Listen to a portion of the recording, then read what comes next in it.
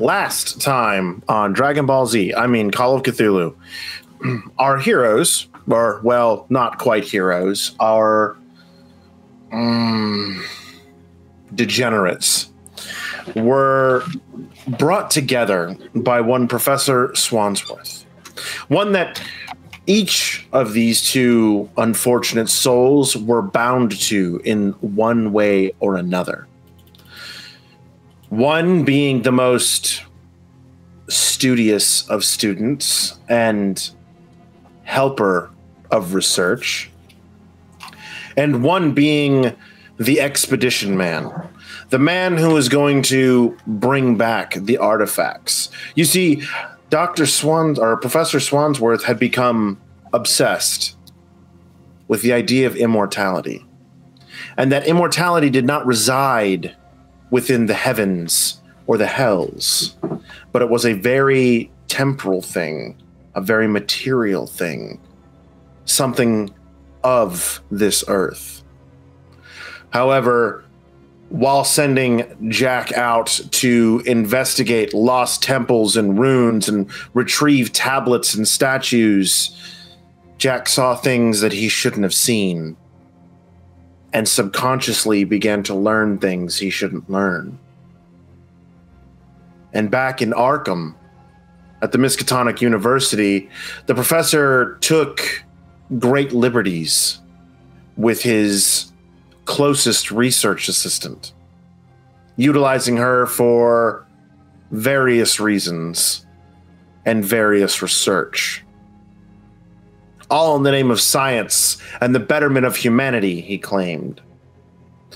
But last night, a final piece, a statue that was said to be his culmination of research, was to be brought to the Miskatonic University and the museum, the Arkham, in Arkham. And he sent his two loyalist, best people he could use to go sign for it as it was received, and then set about putting the display up, as this gala that is in 2 days' time is surely going to fund the rest of his research and bring great wealth into the university. But in that process, Jack had a confrontation with Swanson, which resulted in heated words. Jack saying that this was his last job, for lack of a better term.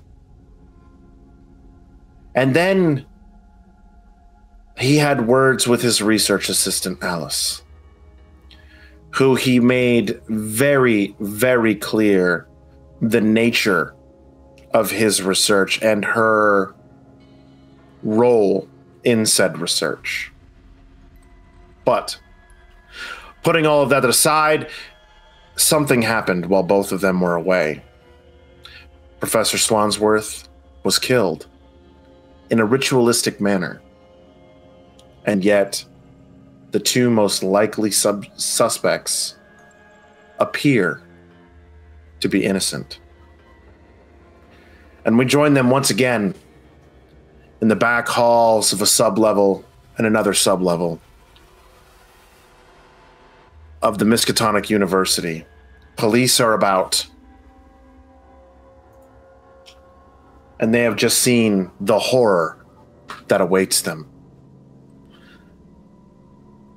Professor Swansworth leaned back in his chair, shirt pulled open, odd markings carved into his flesh, similar markings burned into the walls around him, his eyes burned out of his skull, the strong scent of seawater flowing through the air,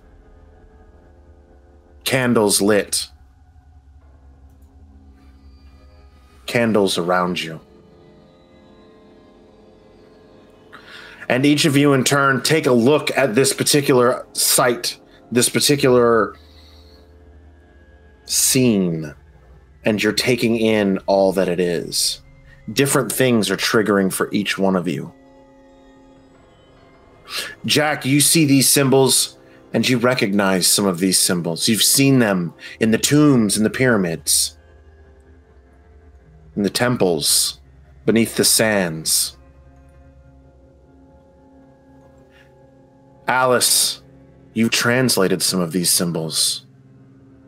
And something about the sight before you feels eerily familiar.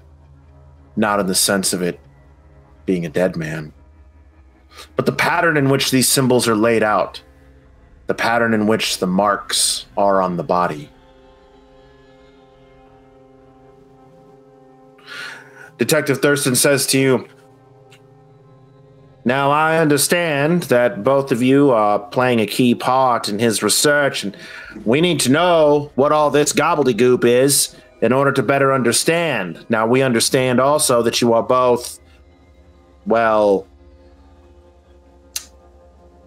I just won't beat around the bush. You're both suspects in this particular manner. Now, you can plead innocence all you like, and you can plead innocence all you like. But the best thing you can do is help us get to the bottom of this. Who, if not you, either one of you, would want this man dead? I think Jack's going to give Alice a little look of, don't tell him anything kind of thing, and pull out a cigarette, light it up, and go, I'm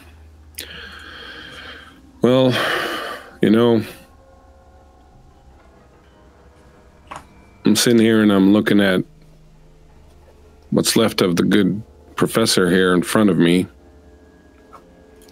And I gotta ask myself, what kind of two-bit Keystone cop thinks that, and I look at Alice, that little girl there did that?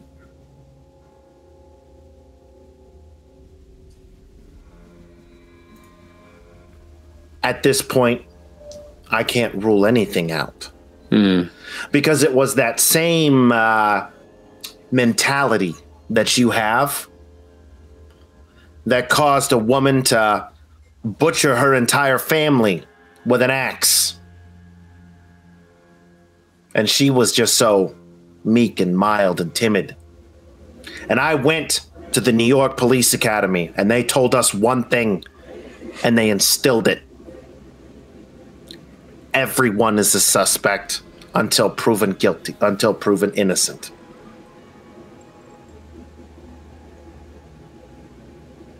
Isn't it the other way around? No. Oh, I must have misread that in my civics courses. Yeah, well, unfortunately, everybody's got something to hide these days. Yeah, it's true enough. Look, detective, Swansworth was into all sorts of weird, nasty business. I have no clue what any of these symbols mean. They look like, what word did you use earlier? Gobbledygook? That's what they look like to me. Like someone went crazy. I mean, I wish I could, elucidate this for you, but I really think you're wasting your time trying to understand what any of this crap means. And I mean, Miss Marsh here, she's basically a secretary. She wouldn't know what that is from fucking anything else. She pretty good type. She types really quickly. I think you're up to 120 words a minute. So I'm like, that's pretty good. But this is nasty, nasty business. But at the end of the day, it's someone the professor pissed off with one of his essays or by stealing credit for something because he was known to do that, and who came here and is trying to throw you off. So, look, I'd love to help you, but I don't know what any of this means, and I doubt Miss Marsh knows what any of this means either. Is that true, Miss Marsh? Do you not know anything in this room? And I want you to understand. And he gets real close. Lying to an officer of the peace is never in your best interests. So table talk real quick. Does she actually know any translation to anything on him? She does. She does. She knows like that's a symbol for water, that's a symbol for life, that's a symbol for, like peoples and civilizations and whatnot, right? You've only ever translated things in vacuums. It's never been a whole part or a whole document that you've ever, anything like that you've ever translated. It's always been like a phrase or a small group of letters or something along those lines, right? Because it's this odd language of like almost like qubit form mixed with hieroglyphics. So it is super difficult to translate, but at the same time, you've only ever had to translate parts, generally parts that Swansworth himself couldn't figure out. Okay. So I can like cherry pick words, but I can't tell him like the whole picture. Correct. As everyone's been talking, she's just kind of been staring at Swansworth, wide-eyed. And when the detective leans into her, she's, well, I can understand a few of the words, but you see, the professor, he only ever gave me little things. This is like a story, and it's really hard to really understand what's going on. I can, and she kind of points out a few of the forms and labels then to him, but I would have to sit for quite some time if you really wanted me to translate it, but I don't think I can look at him like this anymore. All right. Fair enough. Boys, pictures of the whole place. Get the walls. Try not to do the best. Matter of fact, get that sketch artist down here, and he can just copy over all these images on the body. Coroner should be here within an hour. It's late, boys. We'll finish up here, and then tomorrow, first thing in the morning, we're gonna go out to his residence, and we'll see whatever we can find there. But be gentle, right? We're not tossing his home. You understand me? Let's get this going. Get fingerprints from over there and over there. And as he says, he turns around and he goes, at this time, I cannot place either one of you under arrest because I don't have evidence, but I do have reasonable suspicion. Don't leave town. If you do leave town, then I can't arrest you. I don't got no ways to go anyways. That hasn't stopped anybody else from running. Free to go then? Yeah, you're free to go. I want to see you both tomorrow, 10 a.m. down at the police precinct. Yeah. If you're not, and I got to come find you, that's going to be a problem. Right, have fun sorting this out. Come on, Miss Marsh, I'll see you home. Thank you, Jack. On my way out, Kurt, I would like to, while I was there and sort of on my way out, kind of take a quick look around to see is there anything that I recognize that stands out to me. Like I know you said originally, like a lot of the things I'd seen in the tombs and whatnot. Mm-hmm. Is there anything else that kind of sticks out, or is that it? You see a symbol that you saw regularly, right? Mm-hmm. Referring to, you can't quite get it right. It could be old ones, deep ones, something ones, the ones. And you've always took it to mean like they're rulers or something like that, because they're often shown in places like to draw like parallels for where you've been, like in Egypt. They always sit in places like where pharaohs would sit and whatnot, right? In like in the drawings and the markings and whatnot. But past that, languages aren't your thing. You get shown a thing and you go find the thing and then you bring the thing back. Yeah. But you have recovered and sent back already several dais pieces, a couple of vases that managed to stay intact, made of solid gold with similar markings on it. What you thought were candelabra looking pieces, again with similar symbols on it. And then and then a couple of the other symbols, right? You've just seen are along doorways, like over in the arch of the doorways. Okay. I'm just going to try to kind of, remember some of these details because they don't mean much to me, but I figured it might mean something to Alice later. And we will exit stage left. Where do you take her? Double T. First of all, thank you, Raven, for the advantages earlier. We are very grateful for them. Thank you very much. First, we'll go to the car. Open the door. As you go to exit, right? Alice is obviously a little bit hobbled, slightly, right? The stitches still in her leg. But as you do, the rain begins pouring down just as continuously, almost like a monsoon. And you've seen monsoons in Africa before. The rain continues to pour down. Thunder is heard. Lightning strikes. And you're walking out and down. And I need you both to give me a spot hidden roll, please.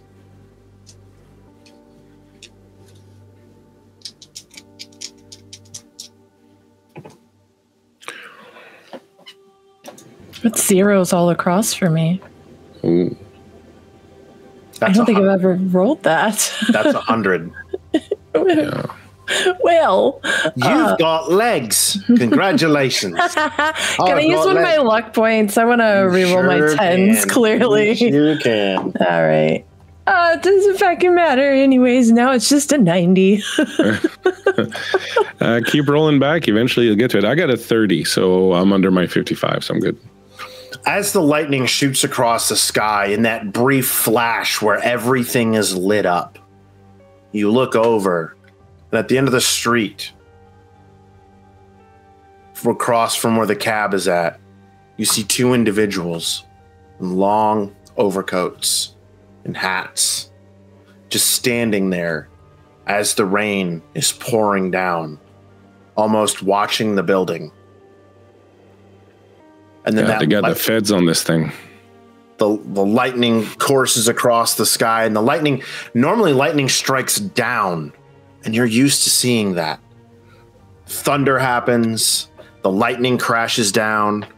This lightning is not crashing down. This lightning is working like heat lightning. It's shooting across the sky versus down to the ground. And yet the water continues to pour from the sky. I think Jack's going to take his trench coat off and put it over Alice's shoulders and hail a cab. After a couple of minutes, a cab does comes by, right, and stops. Hey, where are you headed? Just hold on a second. I'll get Alice in the back and go around the other side. I'll climb in. Jesus, this thing came out of nowhere. Where do you live, Miss Marsh? Oh, I live in the dorms. What do you say we go and get a cup of coffee first, maybe, and talk a little bit about this before we we go on home, huh? What do you think? Yeah, that sounds nice. Night Owl Diner on 13th and Block. Sure thing. And you see him flip the sign up, and the beating sound of the rain around you muffles sound outside of the cab.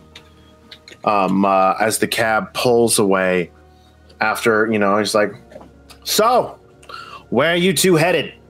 This reminds me of the streets of Brooklyn. I never could leave it. Did he just ask us where we're going?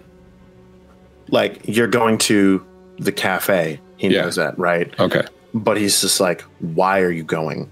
Oh. It's a little late, don't you think? Yeah, it's never too late for a cup of coffee, right? Oh. Well, where you're going, it's great. They have this cherry pie that is to die for. Oh, that's great. I think I could use a piece of cherry pie right now. What about you, Miss Marsh? Can you use a piece of cherry pie? I don't really think I got much of an appetite right now, Jack. Yeah. Are you okay? Yeah, I just got a lot on my mind. So I'm sorry. Just a bit of a shock. Some bad news. A friend of hers is ill, so. That's unfortunate. I'll pray for her, for him. For him. I'll pray for him. I promise you. As soon as I get done with my route, you are my last fare of the evening. I promise y'all 3 Hail Marys and a couple of fathers. I guarantee you it'll happen.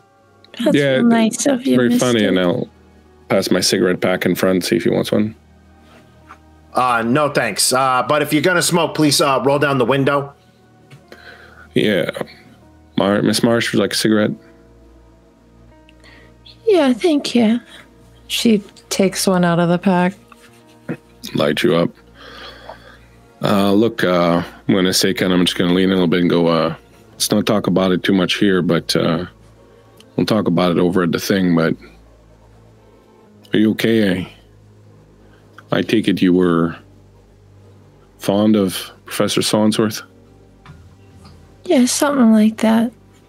I mean, he was the whole reason that I was at school and I could afford to get my education. I don't know what I'm gonna do now or where I'm gonna go. I got nothing. I think we might have bigger problems than that right now. I wouldn't worry too much about that just yet. That might be the least of our worries. How involved were you in all Swansworth studies? Were you really, kind of like I said, just someone who ran papers for him, or were you in deep? I mean, I worked very closely with Professor Swansworth on all of his interests. Did a lot of translating for him. I knew a lot about the things that was coming in for the library and the museum. I was probably one of the closest people working for him, so I guess I can understand why they're looking at me so closely. Yeah, you don't have to worry about that. I mean, it really makes no sense whatsoever. They're just doing what they do, which is cast a wide net and look at everyone and just hope that someone makes a mistake. But I don't think they're very serious at all about looking at you. They're more likely to look at me, but I was with you and the other professor all night, like, we're going to be all right. They're just, I don't know, that detective. He seemed real serious, Jack. Yeah, that's what they do. They seem serious, but most of them are just flailing out in the wind like the rest of us are. Sort of hoping for a break, Yeah, I guess so. I'm just real scared because I just don't know what I'm gonna do. Yeah, I get that. Did you, Cass and I, is the driver, kind of listening to us? Oh yeah, very much so. He's like readjusted his mirror to like look directly at Alice, right? Because he's an older guy, he's an older guy, kind of Ernest Borgnine looking, and and he's driving a cab in the middle of the night, and there's a lady in the back of his car who's, not feeling, so hot and a little upsetty spaghetti. So he's just like making sure that she's okay. All right. We'll talk at the diner, all right? Just, try to calm your nerves down a little bit and try not to worry too much. We're going to work this out. We're going to figure it out, all right? You think at the diner they'd have any of that medicine you gave me in the office earlier? That seemed to take a little bit of the edge off. Yeah, I'm pretty sure we're going to be able to find something there. Just don't you worry. Hey, step on there, would you, pal? There's a 5 in it for you. Yeah, I'm going as fast as I can. I mean, you got to see. It's hard to see the road. It's more like, I'm driving a boat than I really am driving a cab. So hey, you guys like show tunes? I got this whole radio station dedicated to show tunes. Check it out. Yeah, that's great. Miss Marsh, when we came out of the museum, did you happen to see 2 men on the other side of the road, hat, coats, staring kind of over at the building? No, I didn't see anybody. All right, probably just some old ghosts rearing up. Yeah, we'll talk at the cafe. I'm just gonna grab your hand and sort of wait for the cabbie to guess where we're going. Bop it up, bop it up, bop it up, bop, bop, bop, starts coming across. As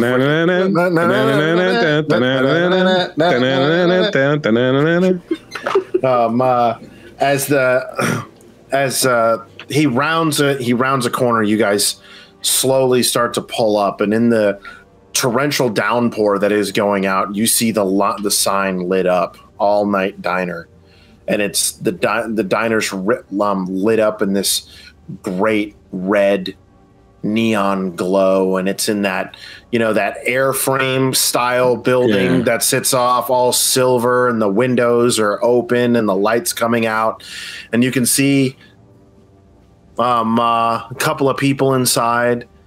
And he pulls up. He'd be like, let's see here.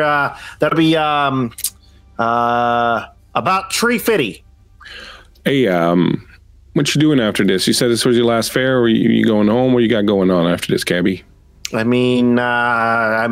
generally go home and see if I got one of those new fancy TV dinners, and and tie one up. Cheeseburgers? You like cheeseburgers? I mean, I'm an American, of course. All right, look, I tell you what. Here's 5. Huh? There's another 10 in it for you if you sit here and wait for us and take us to our next stop after we're done having our coffee, and I'll bring you back a couple of cheeseburgers and a Budweiser. How about that? You got a deal, sir. You got a deal. No problem whatsoever. All right, hang out here and, just wait for us to come back. Well, it shouldn't be too long. Sure. Should I... Okay, yeah, no, go do your thing. It's okay. Yeah. Come on, Miss Marsh. I'll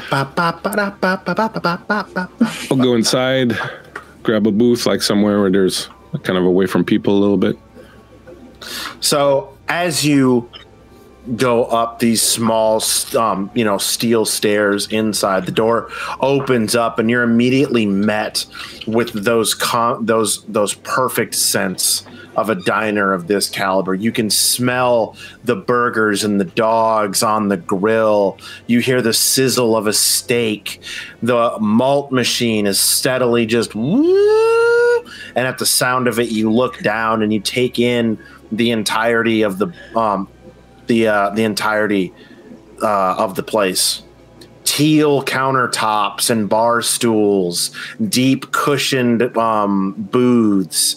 There's a set of lovers at the far end, college students, obviously studying, burning the midnight oil as that malt machine comes to a stop, and you hear gets taken over with 1 malt and 2 straws. You see an old man sipping his coffee and reading over a paper, and another man, a younger man, sitting down in a booth, and and a couple of truckers are at the table at the bar top having a couple of burgers. Woman comes over. Just two? Yeah. Up top, or you want a booth? Booth, if you could. Somewhere quiet. We're on a romantic little evening. Oh, yeah, of course. And she like takes you down toward, like, the young college kids are at the one end, and she takes you to the far other end, right? And it's obviously a booth designed for, 10 people because it's a corner booth or whatnot, but she gives you guys that so you guys can go through. And she goes, what can I get for you two lovebirds? Are you hungry, Miss Marsh, or just something to drink? Just something to drink would be nice. You get a couple of coffees, and can you warm them up a little with something funny?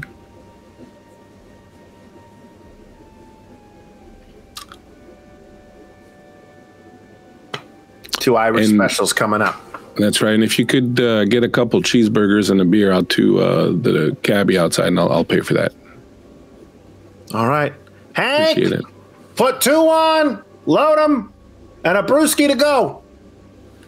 And as she walks away, the younger man sitting in his booth, and he goes, excuse me, ma'am, but I have to say, this is the best goddamn cup of coffee and slice of pie I've ever had.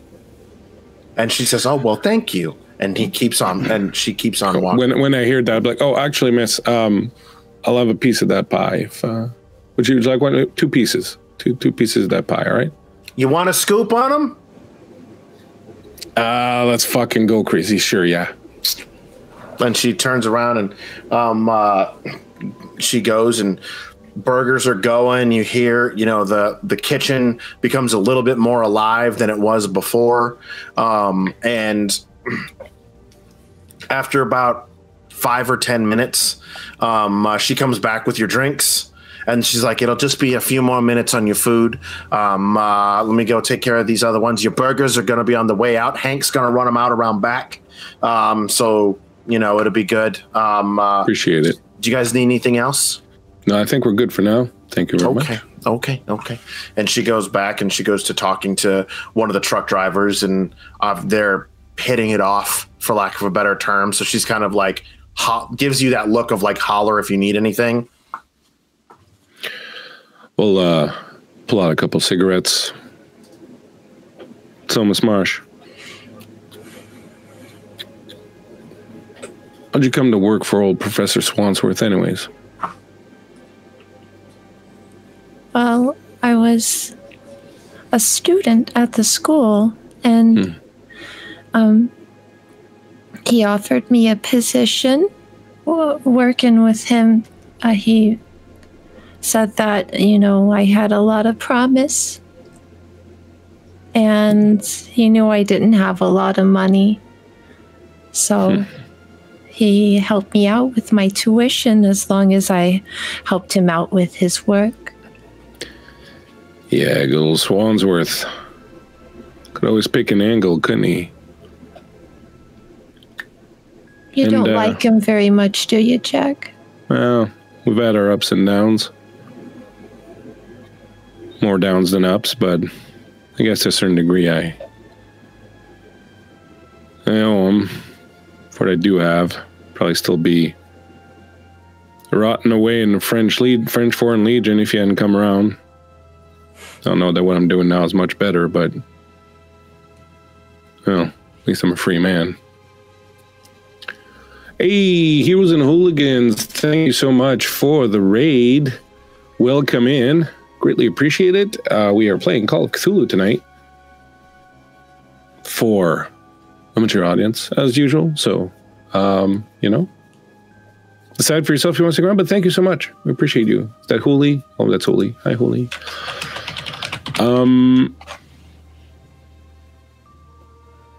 When you say that he said you had, what was it? You said the proper qualifications, or you had, what?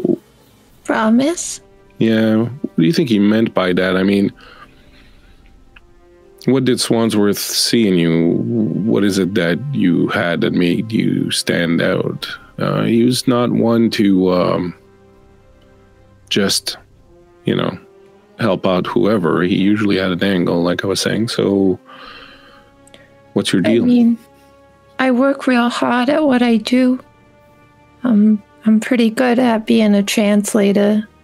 I studied dead languages in the school.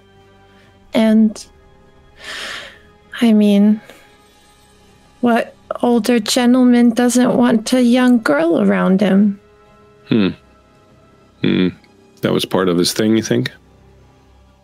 I think it didn't hurt my position. And you were okay with that? Yeah.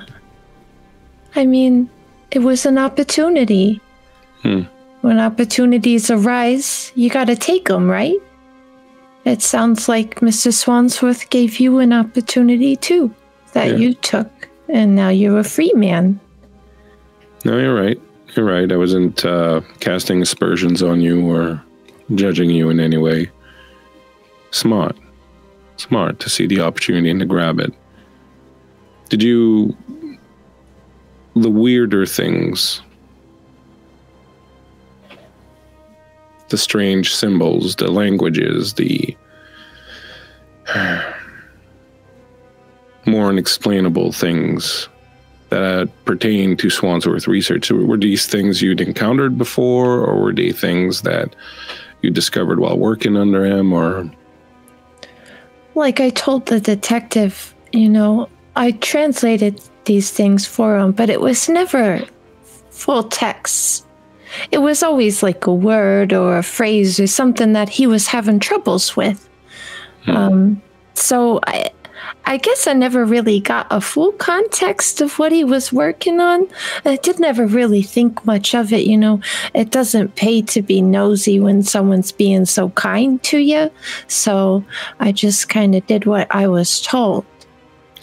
And how did you come about being interested in learning about these languages and stuff? I mean, I would assume a smart, pretty young woman such as yourself would have other interests in mind. Perhaps it's very rare to encounter someone like you who's got an interest in these sort of things. Where did that come from? Well, I've always had an interest in anthropology, and, dead languages kind of come with the gig, so... It's an interesting study, But I guess I just have a natural knack for it. That's what Professor Swansworth always said to me. I'm a natural. Has there been anything in the past few weeks or maybe months that would stand out to you as being strange? Were there any particular projects he was especially obsessed with? Were there strange letters, strange people coming around, phone calls? Was he nervous about anything? Was there anything that you think might stand out? DM.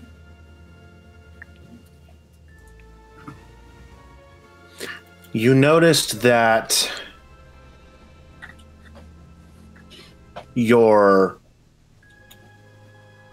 rituals of study became more and more frequent in the last few months. What started off as conducting these seances and rituals and practices once a month, maybe twice, where they would be very long and protracted and very much feeling it out. In the last several months, it was upwards of 3 or 4 times a month over the course of the last 6 months. He had said that he had cracked a code, and through it, he was feeling stronger, healthier, more virile. But he needed that final piece, he said, to stop the aging process. I share these things with Jack, but I leave out the idea of me doing any sort of rituals with him or being involved in any rituals with him. I'm definitely trying to keep that under wraps, mostly for the sake of my reputation. But I think you can see in her that, like, maybe she's nervous even giving you this little bit of information. There's a fear in her. Well, at least he got one thing right. What was that? He's found a way to stop aging. Oh, Jack. Look, I don't know what's going on. I don't know what happened. You saw the same thing I saw tonight in the delivery room at the docks, right? Yeah. Something's not right. Now, I don't know what it is, but the place where I found these things that were coming in tonight, this tomb in Algeria, I saw some things there, Miss Marsh. I saw some things that turned my hair white and made me want to not believe in God anymore, and, well, just really fucking turned my world upside down. I gotta tell you, I saw some things there that I can't explain, and frankly, I don't think I want to be able to explain them. But I saw them, sure as my eyes are in front of you right now, and I'm seeing you. I saw them. And I think that there's something going on, that maybe Swansworth was on to something. I don't know if it's got anything to do with eternal life or anything, but there are some powers at play. And I think we best ought not mess with them. But I will tell you one thing. I have some questions and I need some answers. And I think they're probably at Swansworth's home. And before the Keystone Cops go over there tomorrow, I reckon I should go out there tonight and have a little look-see for myself. But I get a sense that, one, maybe you know the house better than I do. And two, you get a better sense of what the research was about and what was going on. So I know you've been through a lot, Miss Marsh. I know you've been through a hell of a lot tonight. And I hate to have to ask you this one more thing. And if you say no, I won't push it. But I think it might be in both our best interests to go over to his place tonight and take a look-see before cops go there tomorrow. And I could sure use your help, but I don't want to force you to do it because you've been through a lot. If you want, I will get the cabbie to take you right back to your dorm. I'll give you some money. And I'll see you tomorrow at the cop shop, but I think you're up for it. Maybe we'll find something there that'll get us off the hook, yeah? Sure. I'll get us off the hook, try to explain something. You might have something that we can use. I think it'd be a good idea to go. You think you're up to it? Yeah, I think I could help you. I think I could help you with that, Jack. I think it's a good idea. And who knows what we might find. Yeah. That's kind of my fear. Look, Miss Marsh, I'm telling you, there's something weird at play here. And I don't know what we're getting ourselves into. If we're going to do this, I want you to just be ready for anything. And if you see anything strange, anything weird like we saw tonight, you just run on the hell out of there. You just run the hell out of there. You get in that cab and you go as far away as you can from that place. I just can't stop seeing him there in that chair like that. It was so horrible. That had the look of the price of something coming due. And I think old Swansworth played with some things he maybe should not have played with. And as long as we're careful, we should be able to avoid the same fate. Because we're good people, right? You and I, we're good people. You're good people, right, Miss Marsh? I like to think so. Yeah, you look like good people. Yeah. All right, then. Let's drink up. You like the coffee, by the way? It's got a little something in it. Make you feel a little better. She takes a sip, and the swallow is a bit difficult. Yeah, that's the strangest coffee I ever had. But, it seems to be helping. Mm-hmm. And she's gonna lean forward and kind of put her hands out on the table. I just want to say thank you, Jack, for believing that I didn't do it, because I feel like everybody's against us now, and that's real scary. Jack's gonna look at your hands and take a moment, and he'll put one hand and just pat yours and say, what I think or don't think is immaterial. People do what they gotta do to get by. I've done some bad things. I ain't about to judge anyone. If you can get up in the morning and face yourself in the mirror, or whatever you had to do to get to that morning, that's fine by me. We're going to sort this out, all right, Miss Marsh? I hope so. All right, drink up your coffee. Clang, as you hear a fork drop, and she's like, "I'm so sorry. I'm so sorry." As she's talking to the younger man in the suit or whatever, and he says, "Diane, it's not a problem whatsoever. Just get those fine young people their food." And after a couple moments, your pie comes out with a fresh scoop of ice cold vanilla ice cream on top. Your gentleman outside was taken care of, and she slaps the check down on your table. She goes, "Whenever you're ready, you kids have a good night." Thanks, Diane. I'm gonna gobble up a couple of bites of pie. Should really have some of this pie. It's really good. You just see her with her fork kind of pushing things around on the plate. Yeah, I don't know if I got an appetite. I'm sorry, Jack. It's all right. In the Army, we had a saying, you sleep when you can and you eat when you can, because you never know when you're going to get to do both. I kind of like to do also take a shit when you can, but, I figured considering the, I said it. So, so much for civility. I said it out loud. Let's grab a couple bites, just get a little bit of sugar in you, and then we'll hit the road, all right? Yeah, all right.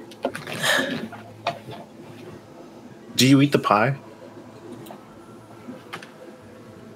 I think at Jack's insistence, she takes the tiniest taste of it. Okay. When you take that taste,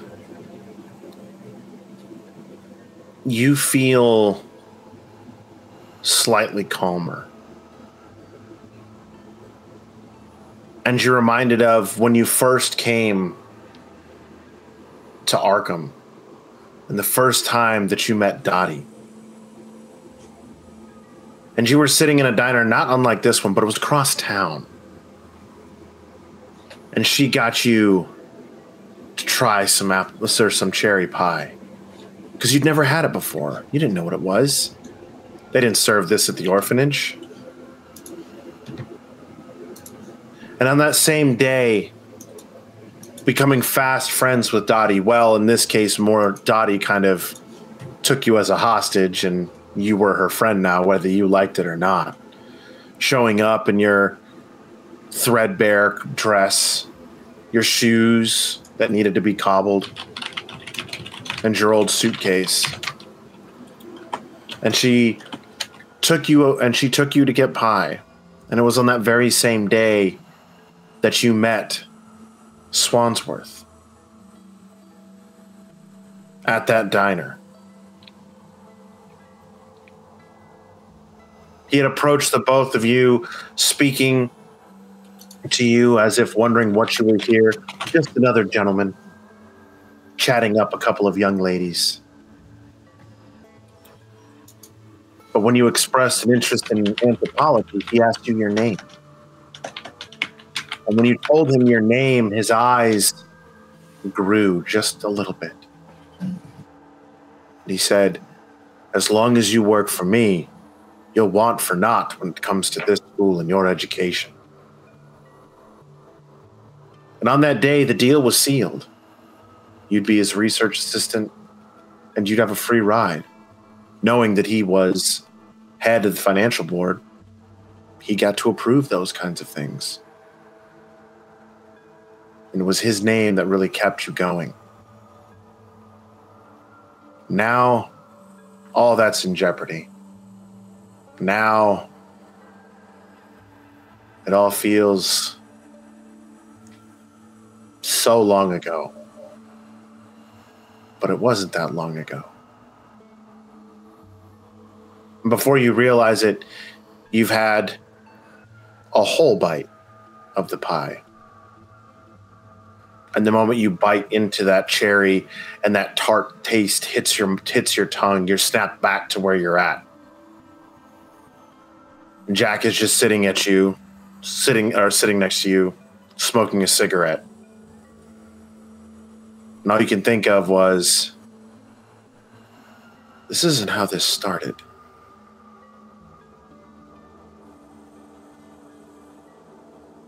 But here we are now.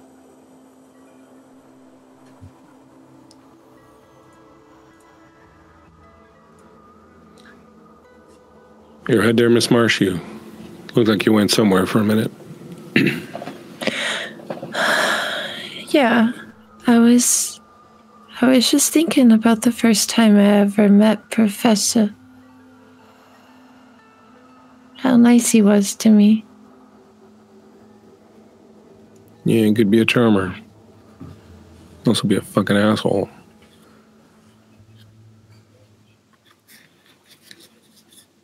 You ready to go?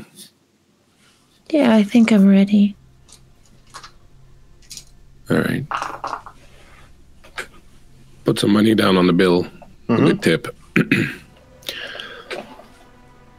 Shake off the water from my trench coat and hold it up for Alice.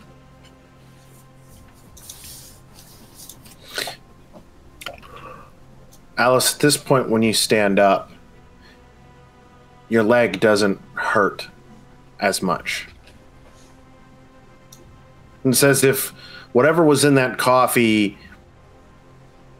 began to ease the pain just a little bit. And as you make your way out of the diner, the rain greets you once again. And Cabby hops up out and opens the door. And as it does, the music's a little bit loud. But as you climb in, you can't hear the unmistakable tune. Da da da da da da da da da da da da da da. Putting on the Ritz as you climb into the back of the cab and the door closes.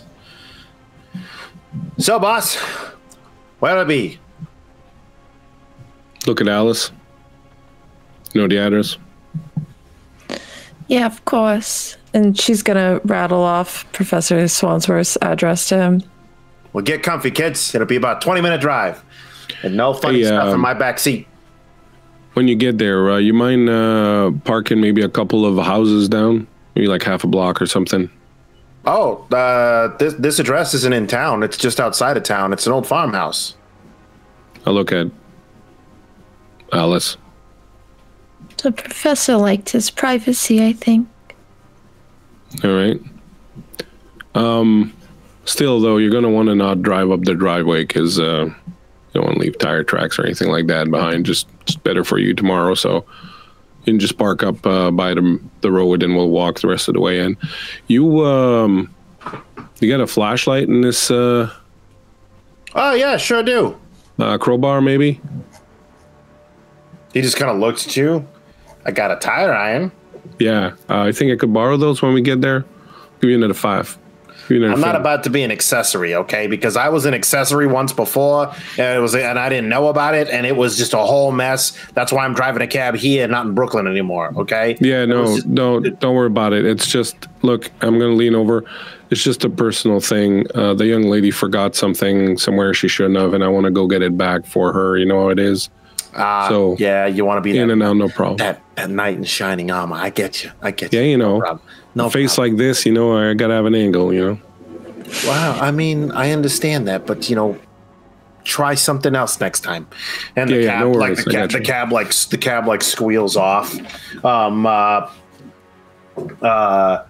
and it takes off through the rain. After about 20 minutes or so, though, you do come to the bottom of a hill, and up on the hill, Jack, you remember this place. This is the professor's home. This is where you spent that 1 month before he sent you out abroad, where you were enthralled with his plans, his ideas, because he wanted you to see what it was that you were going to be away again for so long. He wanted to distill that odd sense of patriotism within you that you had lost in the war. Then Alice, as you look up at it, you have many memories of this place. Many you enjoy, and many you would like to forget. But both of you know that inside this house holds the key to your future.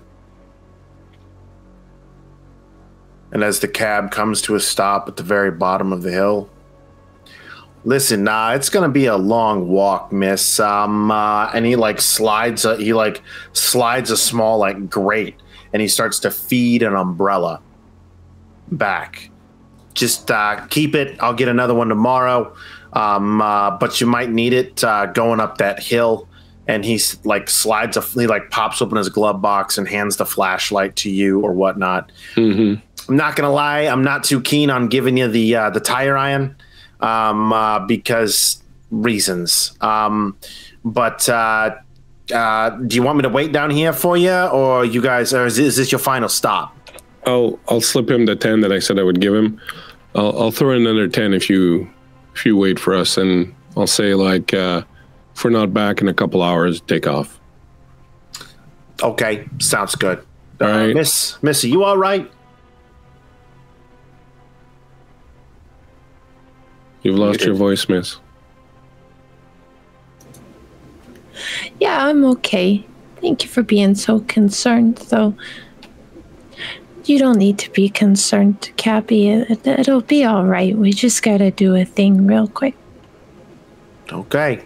Well, you kids be safe. And always remember, miss, someone is always watching out for you. Yeah, that's why I got my friend here, and she kind of gives him a little shoulder bump with hers. And he gives the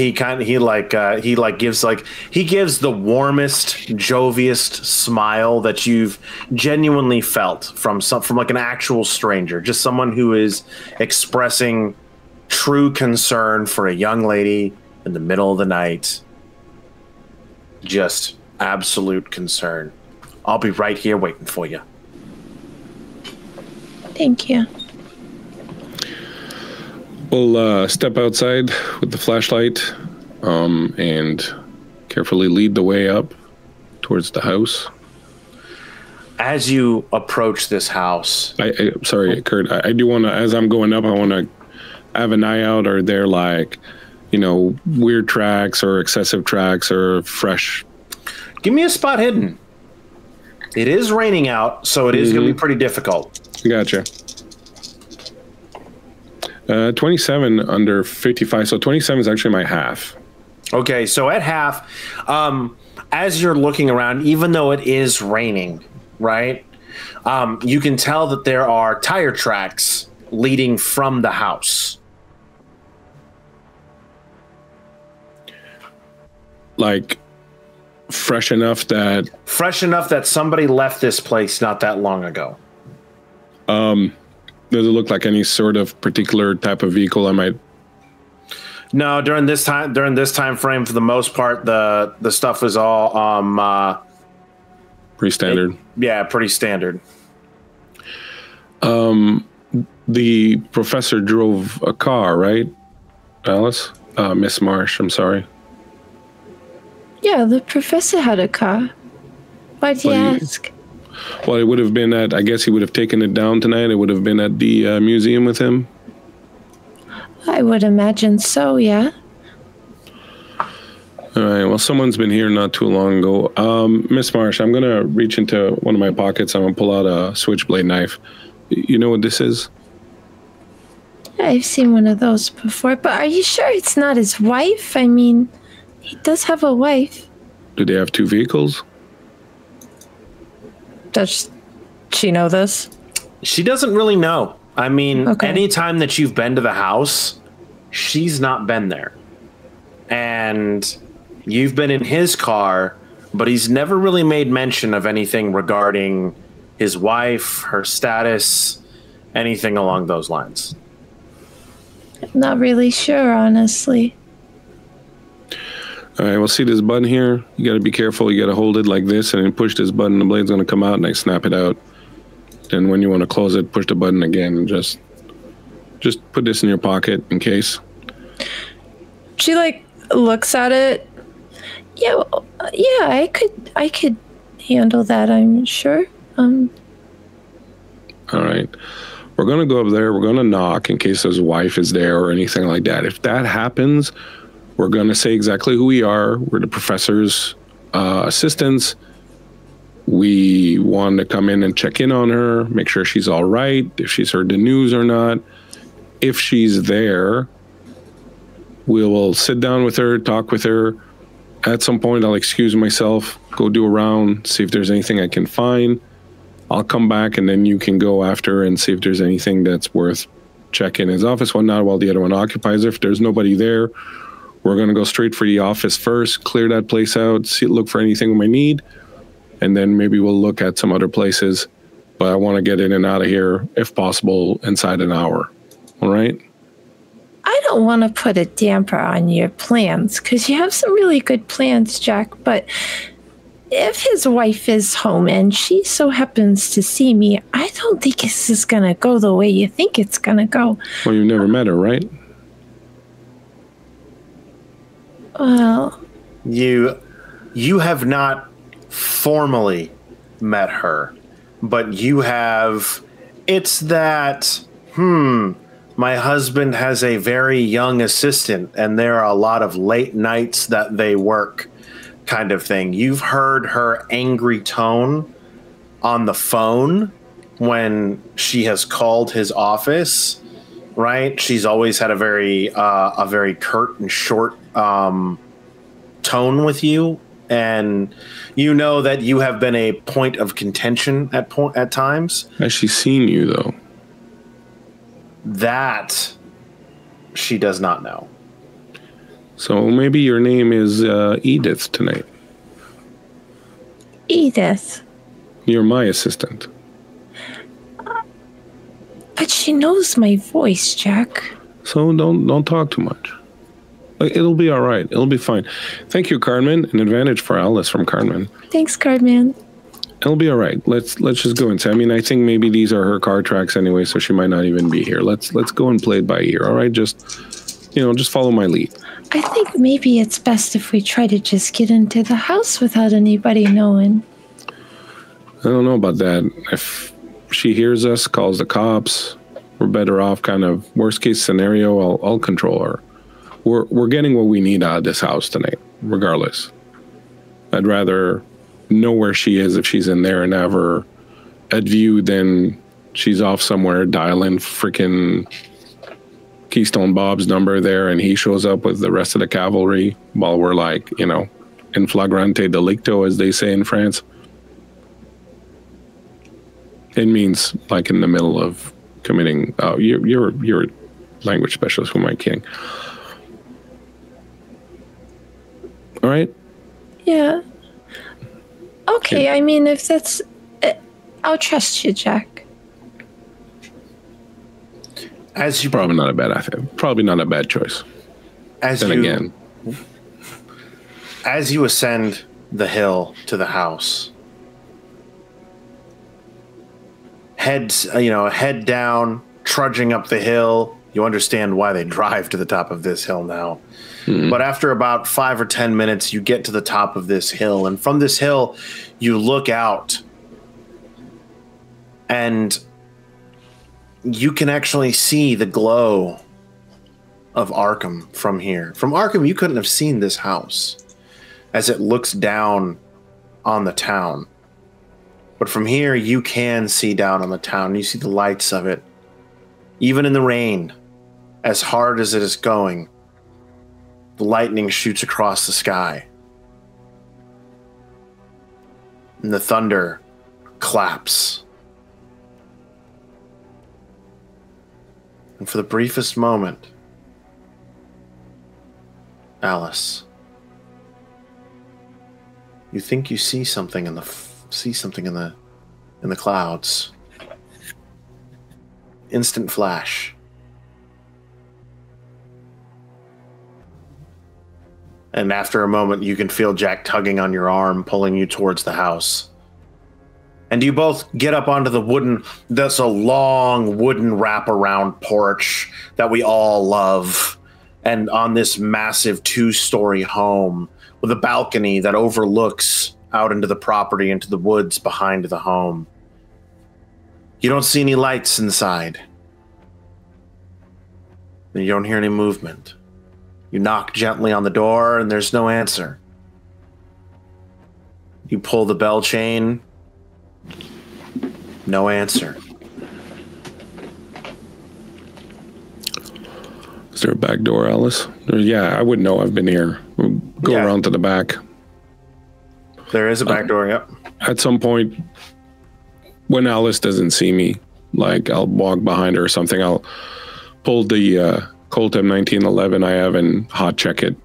And put it back in its holster. Go to the back door. Do you know if there's a key? Or do you have a key, Alice? There is a key. It's under a small stone statue of a fish by the back door. Yeah, sometimes I had to get in here to drop off things. And she's going to kind of kneel down and tip the statue and pull the key out. As you pull the key out, a familiar feeling crawls over your skin, like fingertips running up the sides of your arms. As your memory takes over for just the briefest of moments. And that sound in the back of your head. Chaos. As that breathy voice, indiscernible words. And then you snap back and you're here.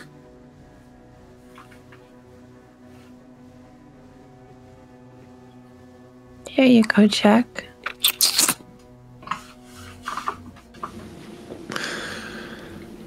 Thanks, Miss Alice. Miss Marsh. Unlock the door. You unlock the door and the door swings open with a creak. And as you do and you enter in, the distinct difference between the torrential downpour outside and the dryness of the inside.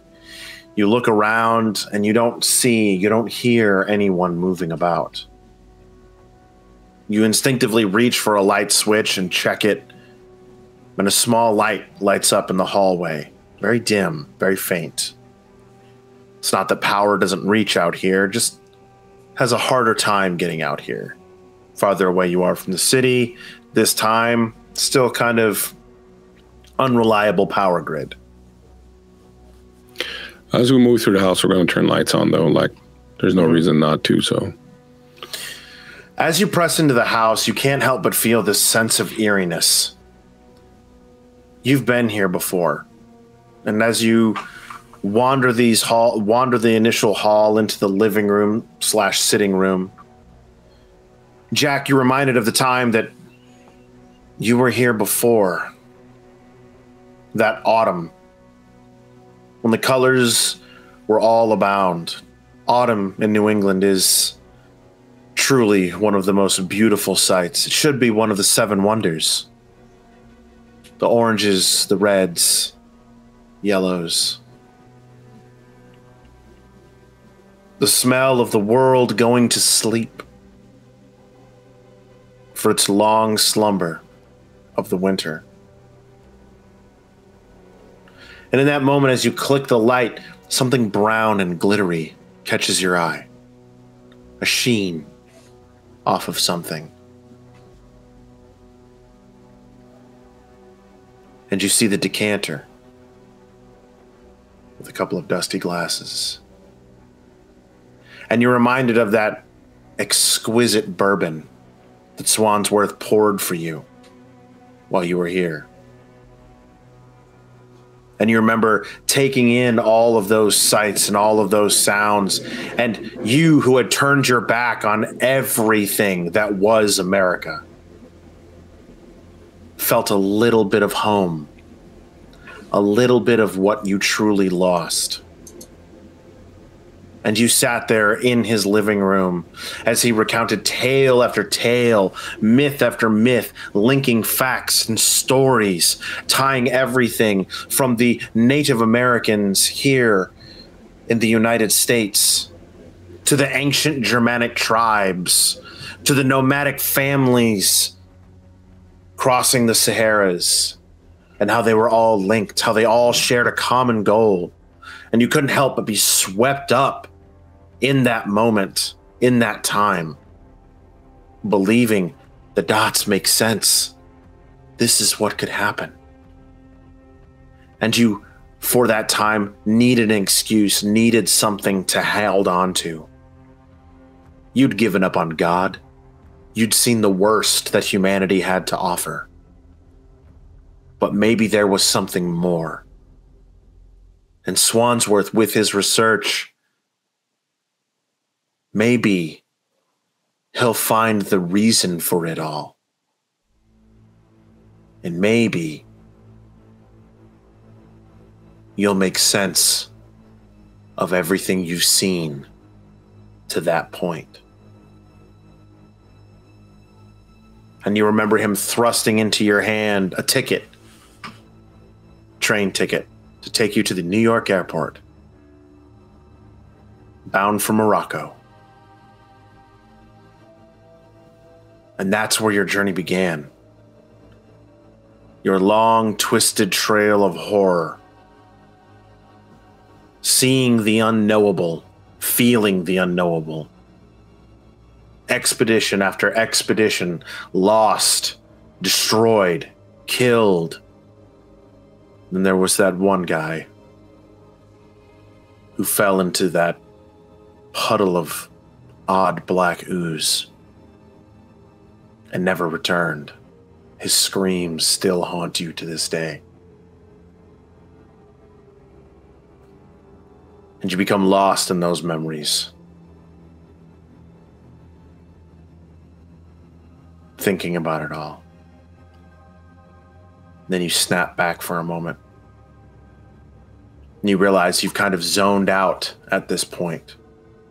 Now, Alice, it's been a few minutes, but you can see that he's very much having a moment. But man, Jack, does that bourbon look good? You okay, Jack? I feel like I'm pretty freaking far from okay. The trembling hand will light a cigarette. I have trouble getting the flame to it almost at first. She's gonna reach a hand out and steady his hand and guide it. Thanks, doll. Yeah, you don't look so good, Jack. Just, what's happened, you know? A lot of real messed up things. Just,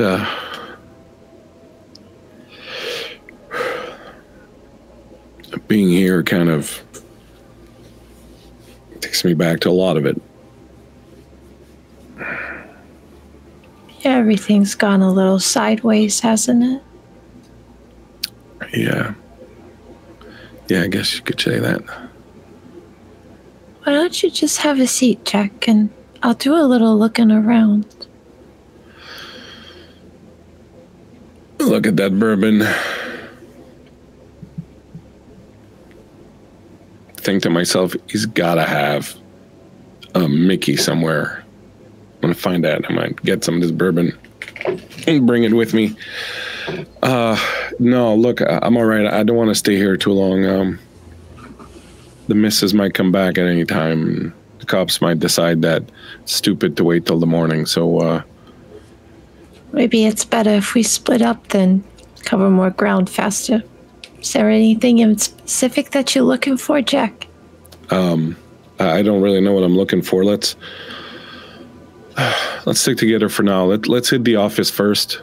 You might recognize better things that are important.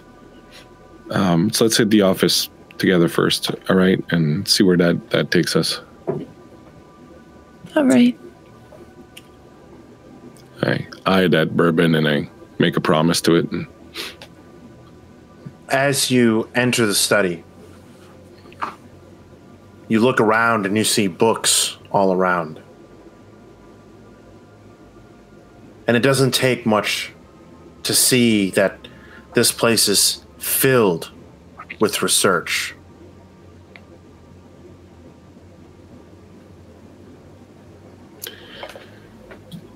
Are you sure? I need you to make me a spot hidden roll. Was obsessive. I suck terribly at it. I'm going to use one of my luck points to re-roll the 10s die. Much better. 15 on. So that's half. With half, as you're looking around, you find yourself immediately locked on to something. One of his briefcases, slightly open, and you sit down just at his desk, and you pull it out, and it's an unpublished research paper. And it recounts the entirety of your expedition into the obelisk of Rizah in southern Egypt. And you've been completely erased from it. There's no mention of you. And then another paper about the Temple of Rylith on one of the islands off of Greece. And all of your letters that you had wrote him depicting and describing everything he writes and has it sitting in a first-hand account as if it was him. All the way down to the names of the people lost on that expedition. The paper from Spain, Sicily. That damn bastard. The temple in the Black Sea. He's erased you from every aspect of it. Every one of these papers with your name on it and not his would launch you and send you in places that you could have ever dreamed of. You know the material. You may struggle a little bit with some aspects, but these are your deeds. This is your work. And he's back here laying claim to all of it. And in that moment, the world begins to fade away. As each one of these papers recounts another thing and another thing and another thing But he didn't do this. He was never there. You were there. Hey, Alice, you see Jack just getting angrier and angrier as he's going through all of this, and it's just this dark cloud that's kind of really coming down on him, and you can see he's trying not to let it out, but he's he's really, really getting frustrated and angry. Were these all published? Alice, were these all published? Do I know if they're published? These are all of his unpublished. This was all to be part of his big show that he's putting on at the museum with the statue that's coming in, right? Okay. These are all tied to that. She kind of comes over. I assume, are you sitting down and looking through this? Yeah, at this point, I think I would have nothing else. At some point, I would certainly have kind of like fallen on my ass in the chair about it and just like, what the? She comes over behind you and kind of leans over and looks over your shoulder and is looking at those. Oh no, those are his published works. That's what we're working towards with the museum, right? You've read these? I haven't really read everything, but I know where he keeps a lot of his stuff, and that's. And you never thought to yourself, wait a minute, the Swansworth never went out to the fucking Black Sea. Swansworth was never out in Spain. He was never out in Sicily. He was never out in England. That never occurred to you. You never thought, wow, he's fucking taking credit for somebody else's work because he's never been out there. He's been sitting here on his fat old ass the entire time, freaking just gorging on the blood of the people he sent out there and stealing people's work. That never occurred to you, Alice. I don't get to read a lot of that stuff. Yeah, but you're not stupid, Alice, right? You're smart. You're very fucking smart. That's what he saw in you, right? Yeah, but Jack, I haven't read those papers. I'm sorry, Jack. I don't... What you're saying is wrong. I'm sorry, Jack. I don't know why I'm taking it out on you. You had nothing to do with this. I'm sorry. It's okay. I understand. Just people have died for this stuff. Jack, as you're flipping through the papers and looking at them, talking to Alice, I need you to make a sanity check.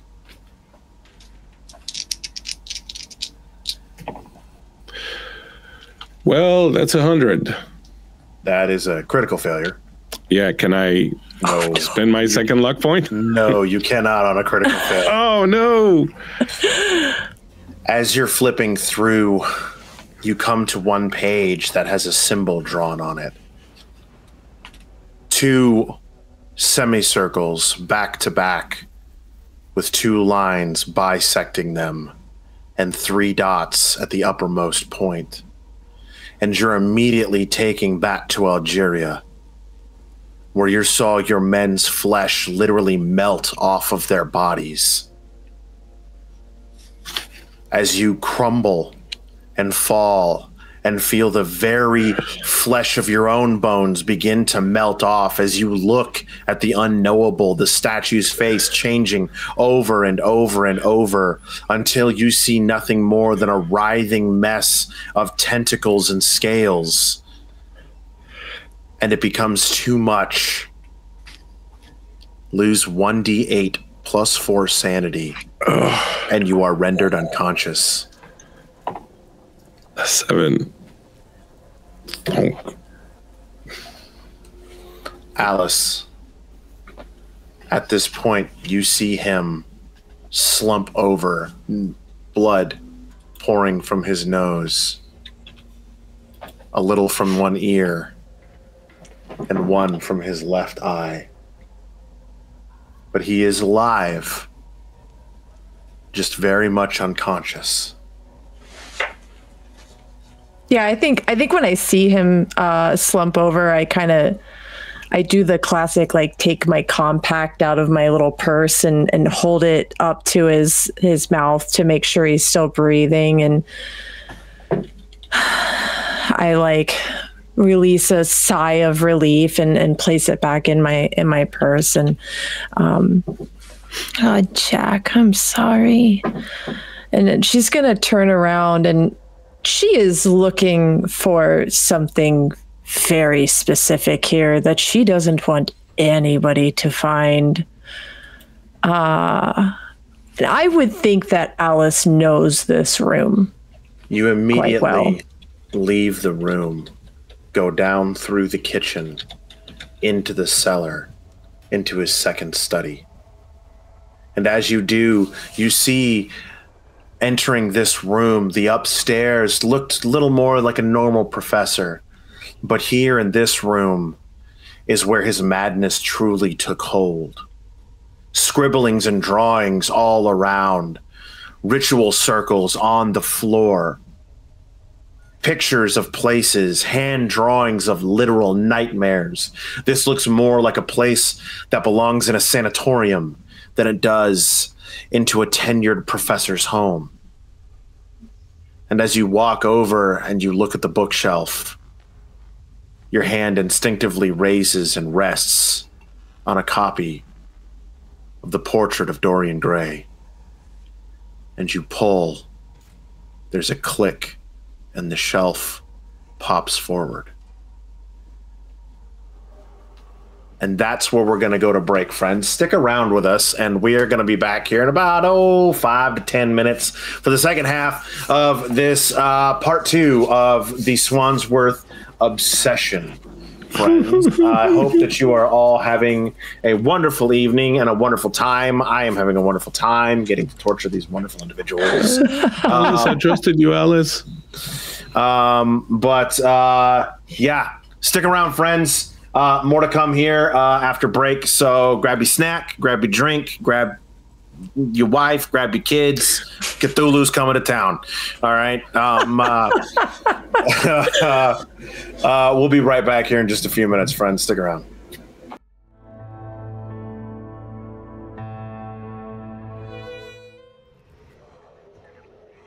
As you reach for the book and pull it back, you hear that audible click, Alice, as the bookshelf clicks open.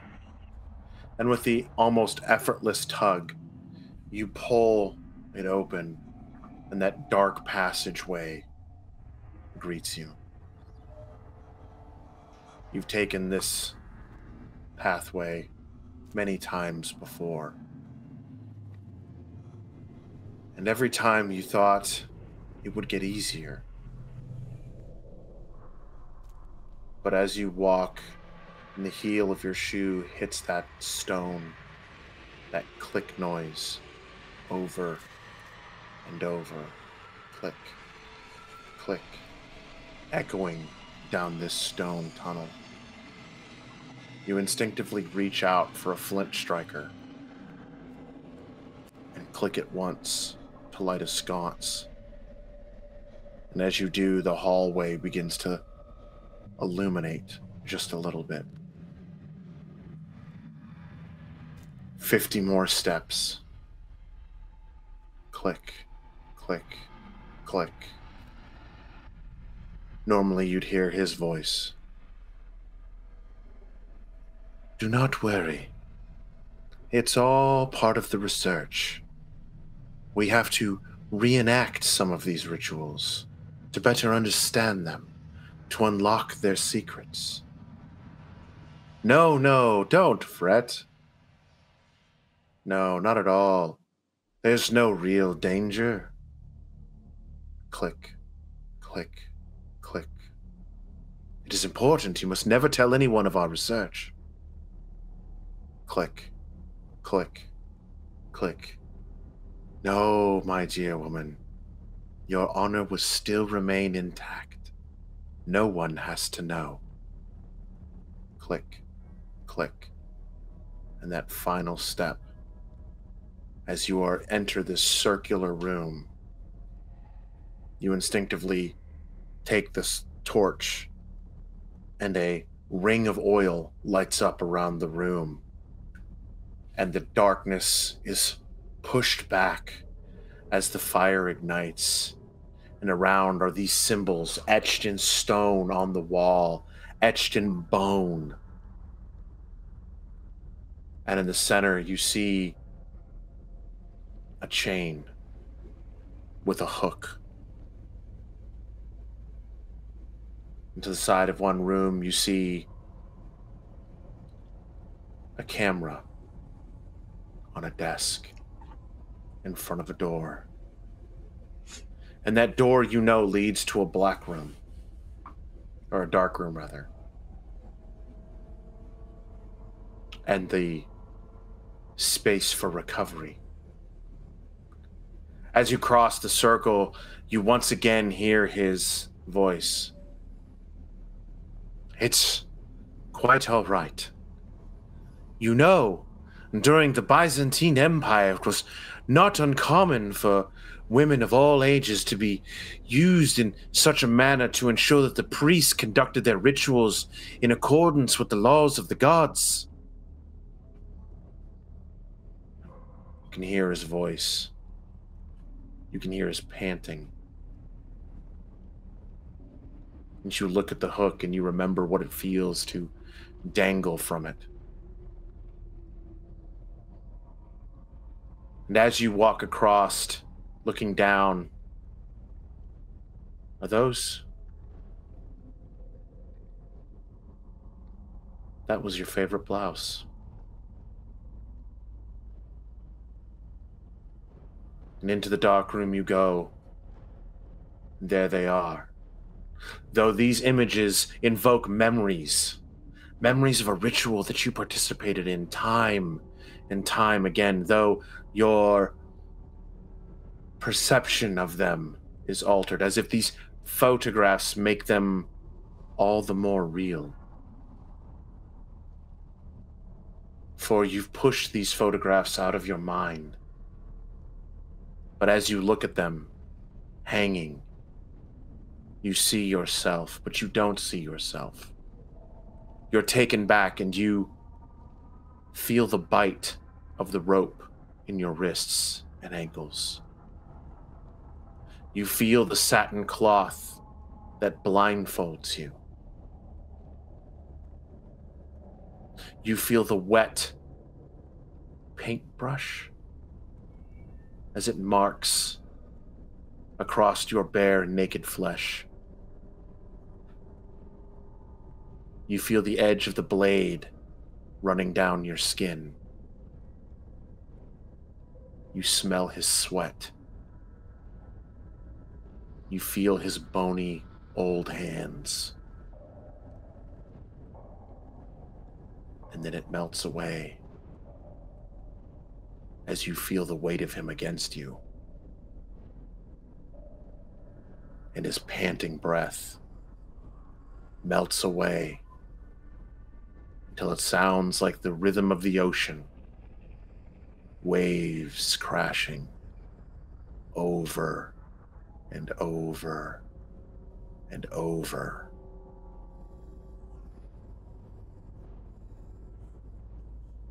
A lighthouse.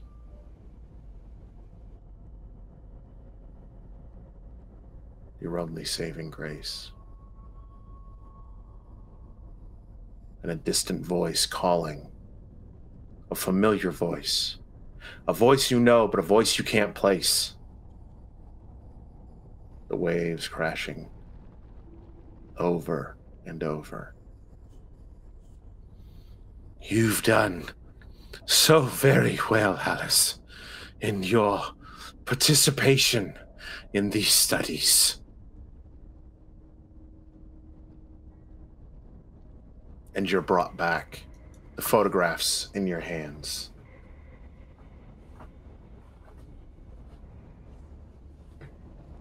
I don't give these photographs any more of my time. I start kind of collecting them and placing them into my bag, and I'm gonna turn and begin to leave the area as quickly as possible, leaving it how I found it. As you ascend, those memories begin to flood more and more.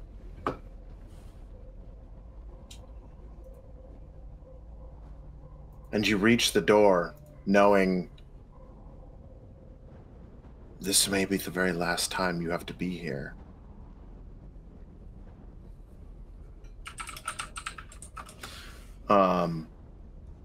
And it swings open, and that darkness is met there.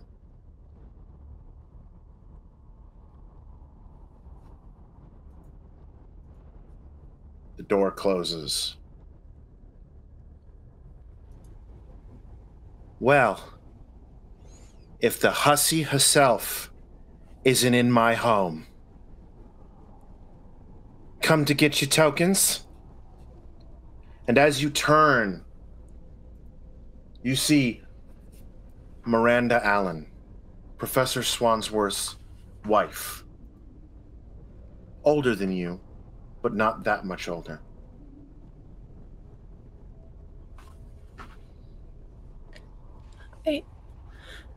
I'm so sorry. I was just looking to see if I could maybe find something to make any sense of what's happening. What happened to Professor Swansworth?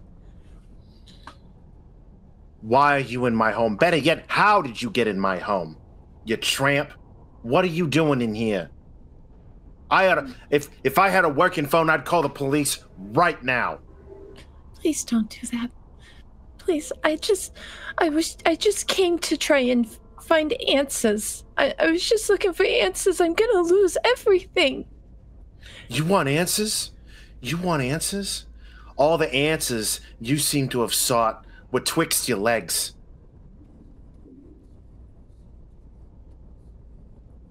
And you are gonna be the one who ruins the name of a good man. I wouldn't do that. You and your wiles. Taking advantage of a weak old man. It's not what you think it is. It's not? You know, here in Massachusetts, we have laws. We have laws about those who come into our homes, invade it, and wreck and destroy people's lives, and take what isn't theirs. And you hear a click, click noise with her hand behind her back. And by all rights, as she whips around and you see a pistol in her hand, as she points it at you. You killed him. You got him killed. You drove him to the points and the brinks that he was at. This is your fault. All of it. It wasn't me. I swear it wasn't me. I think at this point she's kind of fumbling with her handbag and trying to pull out something to defend herself with.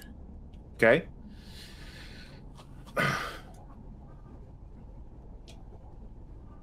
Sure, hands shaking, tears running down her eyes. You Marshes. You're all the same. Every last one of you. You take, and you take. I know who you are. I know where you come from. Filth. The filth of Innsmouth. She spits at you. Get out of my house.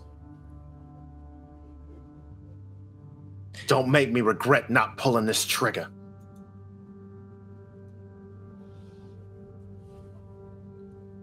She's gonna scurry by, clutching her bag still. Her hand, she has one hand in the bag. Mm-hmm. But knowing that Miranda isn't going to shoot her, she's just gonna try to run upstairs and fucking find Jack really fast now. She is sweating. At this point, as you run upstairs, you find Jack on his feet, trying to use the wall to hold himself up, and he has all those papers clutched around his arm, right? And he's very much trying to make sense of everything. The blood kind of wiped away a little bit with a slight smear. Jack, we gotta go. We gotta go right now, Jack. Jack, there's a problem. Alice, His wife is here. We have to go. She saw me, Jack. Jack? What happened? Jack Dobbs, you swindling son of a bitch. Wait, whoa. What the hell is going on? Your vision begins to clear, and you see over Alice's shoulder behind her, Miranda. And you know this to be Swanson's wife. And she's holding a pistol, a revolver, hammer cocked. Now, Miss Swansworth. I see what it is. Miss Swansworth.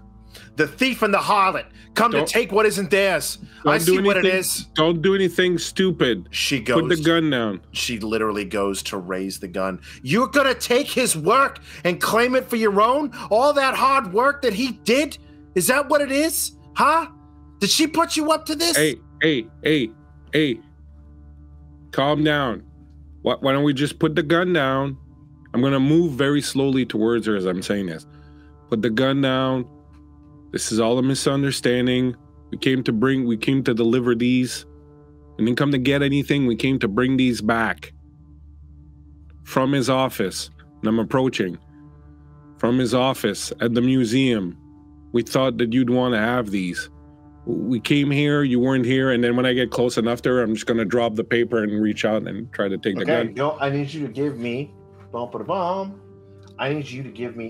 give me a brawl roll. Or not brawl. Right. Let's see here. I think it is brawl. No. Yeah, brawl. Or fighting. 15, so it's actually pretty solid. It's almost fifth, but it's half. It's under half. Okay. You reach out and grab the gun. As it does, the gun goes off, right? But you managed to put it out of the way. In that sound, that pop noise, the bullet hits the wall. It startles you, Alice. As the bullet hits the wall and you see a picture at that point of Swansworth drop from the wall and fall to where it's resting against your leg. And you can hear Miranda, you're just taking everything. You brought back that research. You could have left that stuff where it was at, but no, you had to send it back. You fueled his fire. She fueled his heart. All right, it's enough, Miranda. It's enough. We'll get out of your hair. Why am I speaking like I'm from Boston?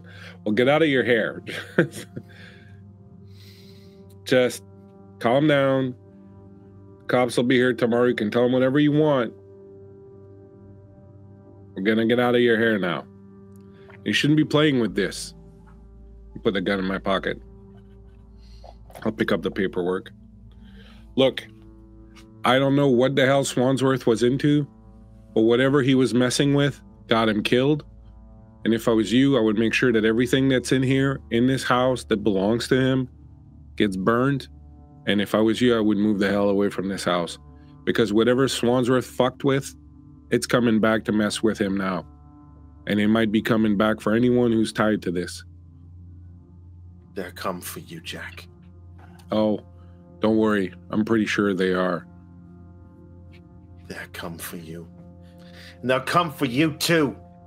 You home wrecker. Come on, Alice. And you can hear her sobbing as you leave. I think as I pass her, I'm just going, I'm so sorry. I'm so sorry. Just as a point, do I notice that Alice is carrying something, or whatever she got, she hid away? That's up to Alice. Alice, did you try and hide it away as you were ascending the stairs to come up out of the basement? I think she was so frazzled by everything happening that she didn't even process trying to hide it. She's just like kind of carrying everything. Okay. Yep. I got my papers too. We're gonna head out unless anything happens. I'm gonna head out, but I'm gonna grab that bottle of bourbon on the way out. Just grab the whole thing. Just the whole decanter. Just the take whole a decanter. Just Fucking. take it. Yeah. As you go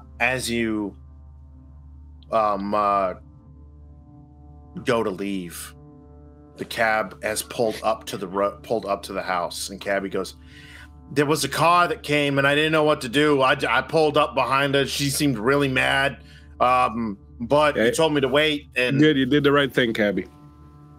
Did I hear a gunshot? Yeah, but it's all right. She just thought there were intruders in the house, and there was just some raccoons there. We're good. All right, get in, miss. And he ushers you inside, and you guys get in the cab and begin to pull down the driveway. As we're driving out, I'm gonna say, Miss Marsh, like I don't want to seem untowards, but I think maybe it'd be best if you don't go home alone tonight. Would you be okay with coming back where I'm staying just for the night? Yeah. I would rather not be alone.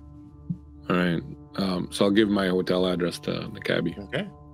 As you're driving away, the rain picks up, and I need Alice. Go ahead and give me a spot hidden, please. Okie dokie. Ooh, okay, I'm going to use a luck point and re-roll. It doesn't matter. That's 56. Over. It's just the base 25. Okay. All right. So as you are driving away, you feel something,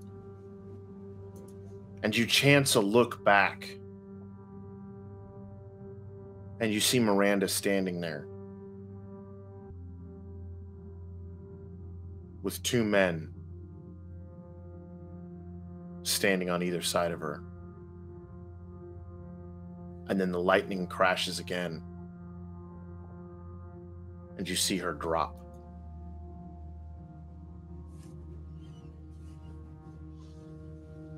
You feel Alice tense next to you, and she kind of lets out a little and as she does that, the things that she's been holding falls out of her hands and all over the back seat. You okay?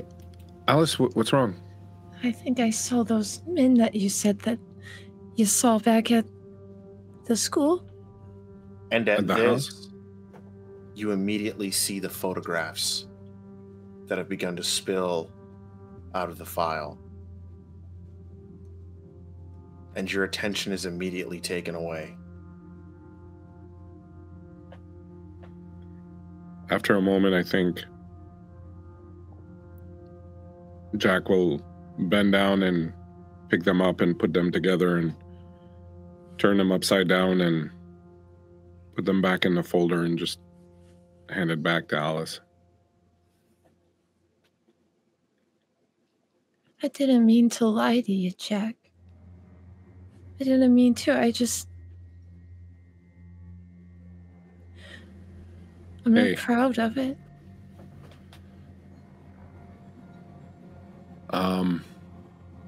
Look, Alice,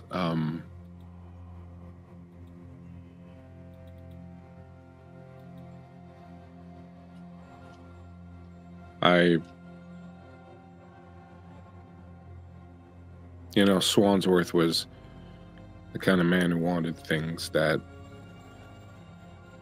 normal people don't want. And he was someone who knew what he wanted but could not get it himself. And men like that find ways to get other people who maybe trust a little bit too easily. to do the work for them. He told me not to tell nobody. Not to tell nobody because, my reputation, it would be ruined. And that I had to keep it secret. And you know what this means for me. If they would have seen these photographs. I get it, and that's fine. No one's going to hear about this from me. These are yours. You do what you want with them. And it wasn't you who did this. It was him. And I think he paid for it. Thank you, Jack. You're the only one that's ever been nice to me about it. Everyone. They just thought you saw how his wife is. Well, if you'd been married to Swansworth for all those years, how do you think you'd be feeling? Yeah, I guess you're right. She kind of leans, into him some. I think he'll put his arm around her and sort of just pull her close a little bit.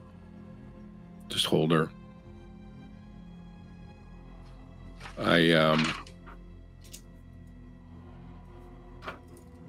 There are no pictures of the things I've done, but I'll show her the folders that I have, but these are filled with,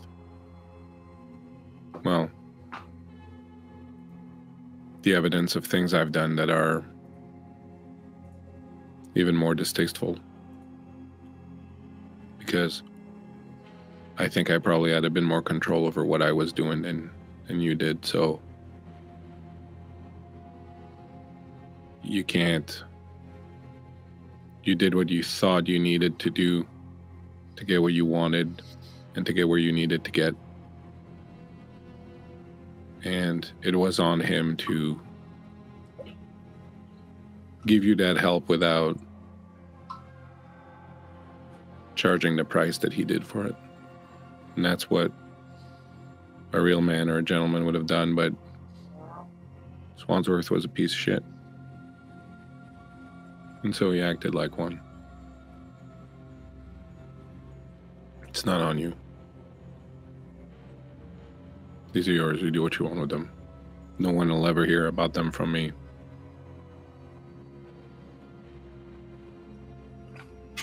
I just want him to go away. Can I ask you one question about it first, though? Of course.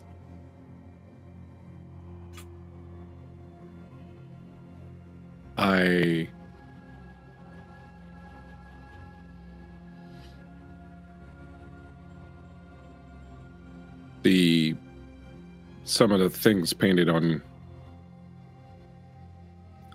you, they seem to be similar to some of the things that we saw in Swansworth's study at the school and the body. Is there any connection, you think, between the things you did together and what's happened to him tonight? I'm not entirely sure, honestly. A lot of times, she kind of gives this almost ick shiver down there in that room. It was like I left my body, It's like a blur. I don't always remember. Did he ever say what he was trying to accomplish or what he hoped these things would do, or was he just being sick? I think he wanted to live forever. Immortality, what everyone's chasing, I guess. Guys like him. Yeah. Guys that have nothing else. I feel so stupid. No.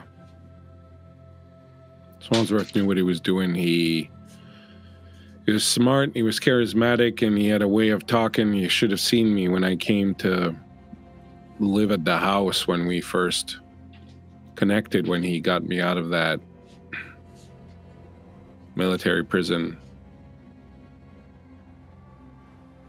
He talked about things and I saw them clearly, like he was, you know, Raphael or Leonardo da Vinci painting these portraits, these elaborate portraits in front of me of these things, these secrets, these futures, these fortunes we would find. And I swallowed all of it. I was so hungry for meaning. I just wanted to mean something. I just wanted my life to mean something. I just wanted one thing that I did to mean something. And I just swallowed all of it. I just took it. I just swallowed it whole and asked for more. Professor Swansworth had a real special way of making you feel like you were something extraordinary. Like no one else could do what you was doing, you know? I understand. Yeah. Mike's dead. He's dead, and I don't think they're seriously going to look at us for very long. But did I hear you say that you saw two men with Miranda back there? Yeah, it was strange. I don't know, though. Maybe my eyes are playing tricks on me. All right, I think we need a bit of rest. I think it's been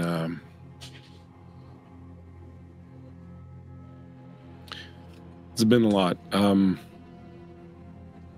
Let's go back to my place, and I'll try to get a few hours of shut eye, and we'll think better in the morning, and we'll sort of figure out what we want to do. But my first instinct is to say that we shouldn't get involved with this too much, because there's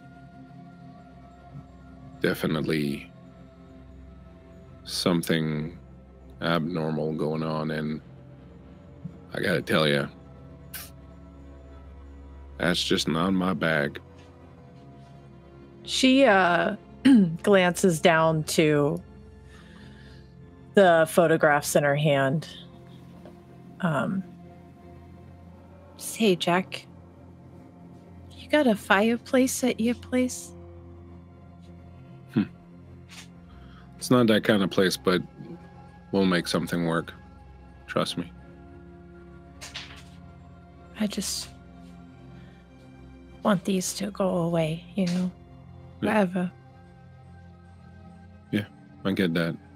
We'll make that happen. Thanks, Jack, for everything. Mostly for understanding.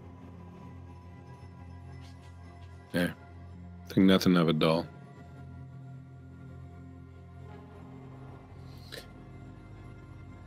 As you continue on later into the night, you find yourself just outside the hotel room, close enough to a burn barrel.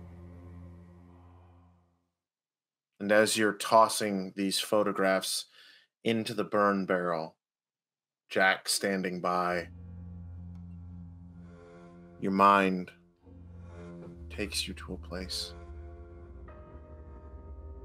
You don't understand your importance, girl. Alice, you are meant for so much more. You are going to bring in and usher a new awakening. You're special. I know it. I can feel it in my bones. That is why I've needed you. That is why I found you in that diner. Without you, it all falls apart. We just have to figure out why. Enacting the old rituals, as enjoyable as they are, They have purpose, Alice. You are the key. Within you, we will live forever. As the last photograph drops and begins to burn up,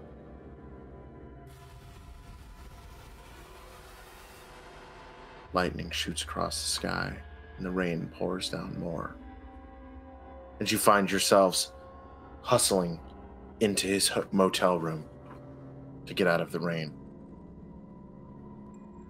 and get dried off.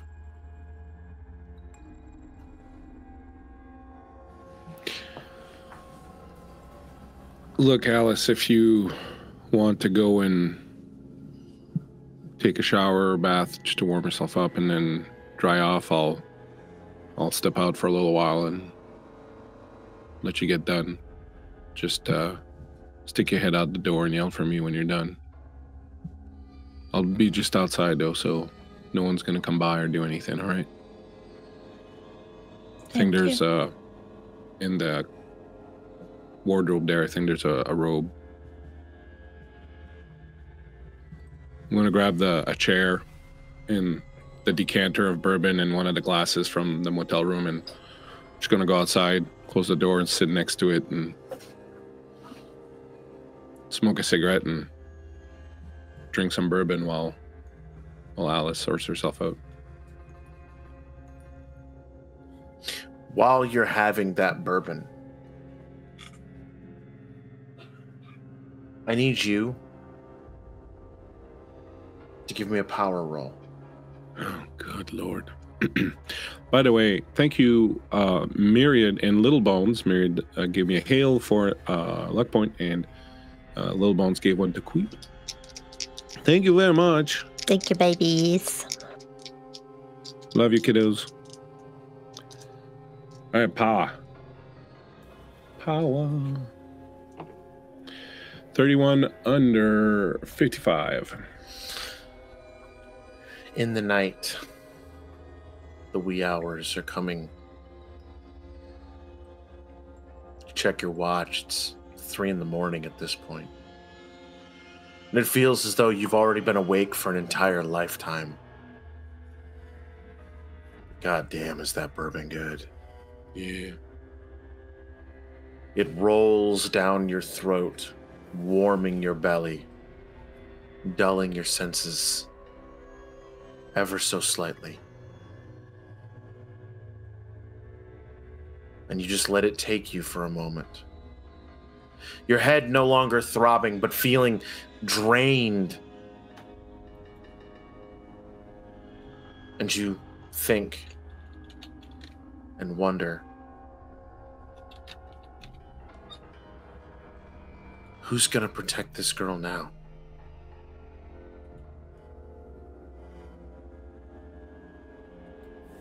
What's she going to do?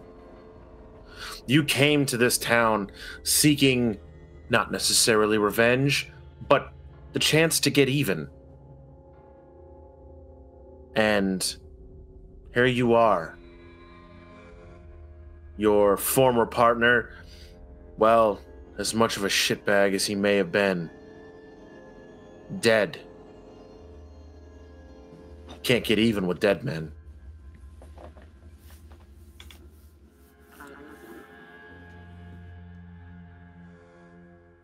And then,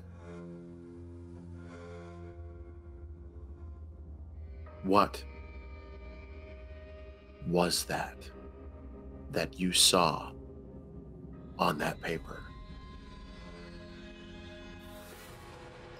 You don't know how it reacted or how it happened to your previous expedition, but it was as if looking upon that symbol destroyed them.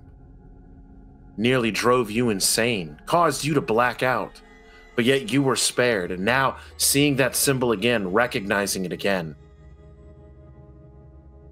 you black out once more, but yet you live, and they died. Do you have a purpose? Is there a reason you lived and they died? Is there a reason you're alive and Swansworth is dead? He had to have seen the symbol. Hell, Alice had to have seen the symbol. Countless times. And the haunting image of that statue that sits in the belly of that museum right now. And you feel the need to destroy it.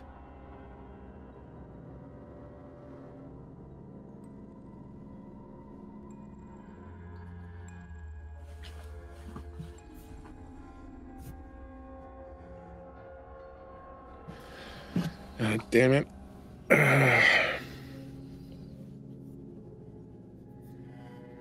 I'm gonna knock on the door. Alice, you almost decent in there? She comes up and cracks the door open. She's got the robe on. Yeah, I just finished up. Are you okay, Jack? No. Like I said earlier, I think I'm pretty freaking far from okay.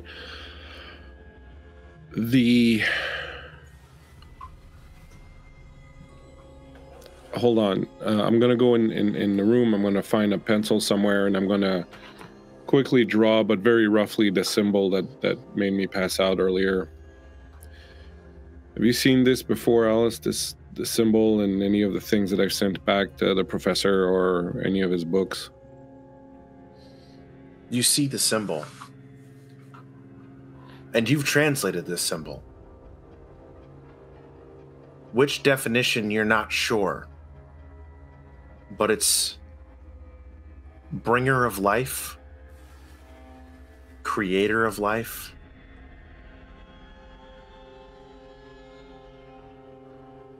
master of life, something of life. When dealing with a particular language that has series of symbols, the use of the symbol depends upon the context in which it's used. By itself, it has many meanings. But one core thing that is associated with it is life. Be it the creation, the destruction, the continuing, or the end. This symbol holds power over life. Yeah, I've seen this before. I've translated it. It's something to do with life, you know? No real specifics. I think maybe it has to be tied to another sign, but...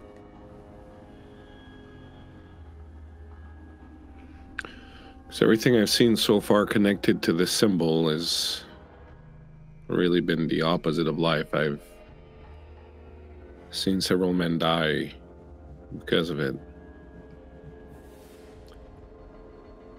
Well, sometimes there's the creation of life, and sometimes there's the destruction of life. And the two are just two sides of the same coin. Go a little bit too far one way and you get in one, and it's a fine edge. Where did you see this at? And some of the papers that I was looking at in the office, it's what made me black out, but I saw it earlier in one of the tombs that I inspected or that I investigated for Swansworth. Do you think it's possible that Swansworth may have messed up the symbols? Like, instead of pairing symbols to make it the creation of life, he instead messed it up somehow and ended up creating the destruction of life, and that's why he got killed, and that's why that statue killed those men? Do you think that that's possible? I mean, it's really possible, honestly. A big part of my job was helping him with the translations that he couldn't crack himself, so You know, even the most learned men have trouble sometimes. When I told you I was a translator for him, I wasn't lying about that, Jack. I really did do those things, and I was a great asset there. So, I'm not sure why he would try to do it on his own, though. Doesn't make a lot of sense. I mean, does anything we saw tonight make any sense to you anyways? I guess you're right. I can't really explain it too much, but I feel like that thing that we got at the museum tonight is very dangerous. And at the end of the day, I'm the one who brought it here. And while I really can't say that I understand what's going on or what's happening or what any of this means, I'm pretty damn sure that thing is dangerous, and I'm pretty damn sure I brought it here, so I think I'm going to need to go back there and try to destroy it.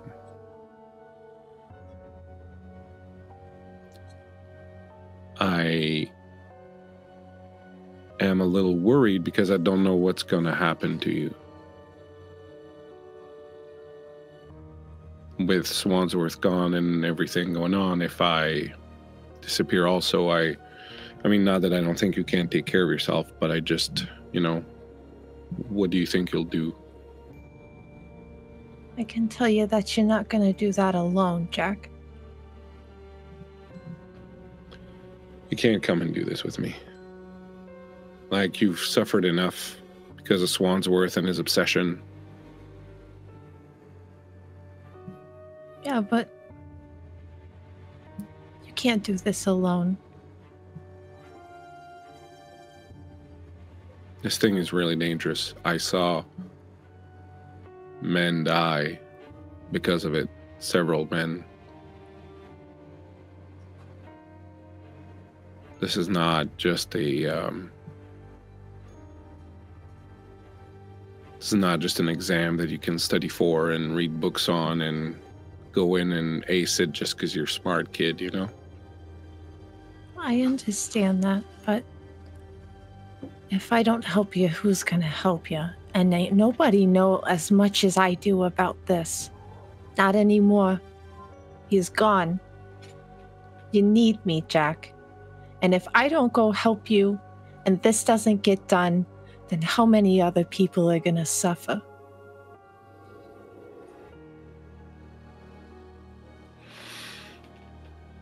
You sure about this, kid?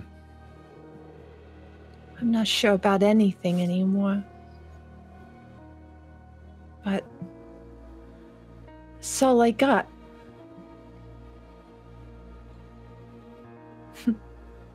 They're probably gonna throw me out of school anyways. Might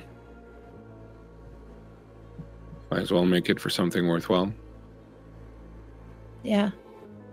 Might as well. All these years I kept going, kept working, kept going into tombs and ruins and forgotten places and following Swansworth's orders just because I thought, at some point all this is going to add up and then it's going to come out and people are going to recognize what I've done and,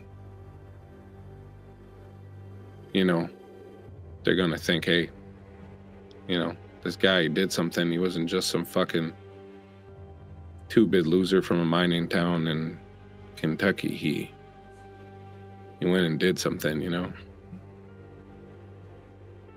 right now, all I want is for no one to ever know that I had any part of this, anything to do with this at all.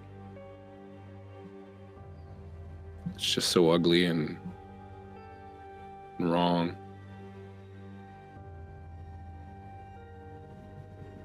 I think we can just, like with the pictures, just burn it all up. Just make it disappear, I think. I think that would be the good thing, you know? That would be the good thing we've done. I think so too, Jack. Just get rid of it all. Start over. Yeah. You know, you and me, we wouldn't make such a bad team. Well, you know,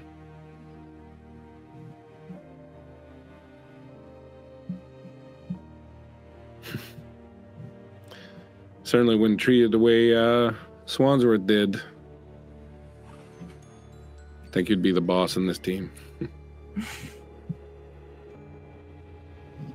How about we get a little bit of rest, yeah? Yeah, it sounds good. This bourbon's really, it's really nestling in. Whew. Do you want to, yeah, best not. No, put the decanter away. You go ahead and take the bed. I'll keep up on the couch over there. I like to keep an eye out anyways when I sleep. Never slept well, not since, you know, sleeping in the trenches during the World War. It was just teaches you to sleep light, you know. You're a real gentleman, Jack. Yeah, well, you know,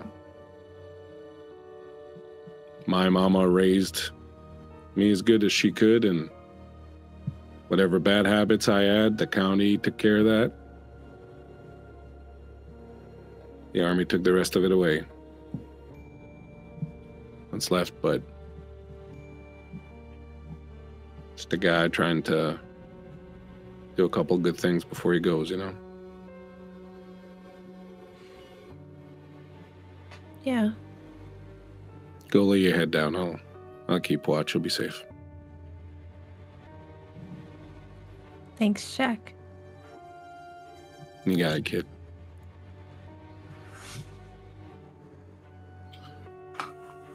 Jack, I need you to make a Constitution save.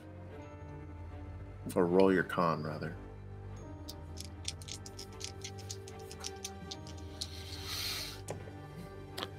I'm going to re-roll one of my luck points.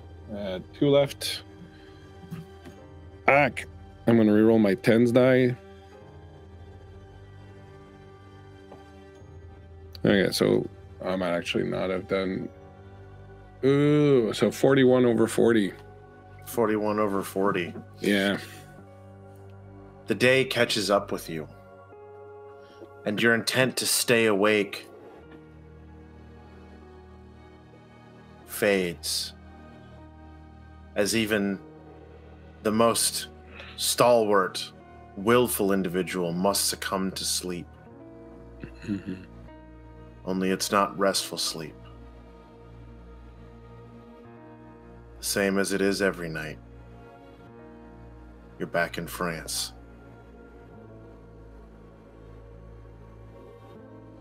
And Alice, as you're laying there, watching him sleep, you hear his muffled cries as his arm twitches and his body shudders.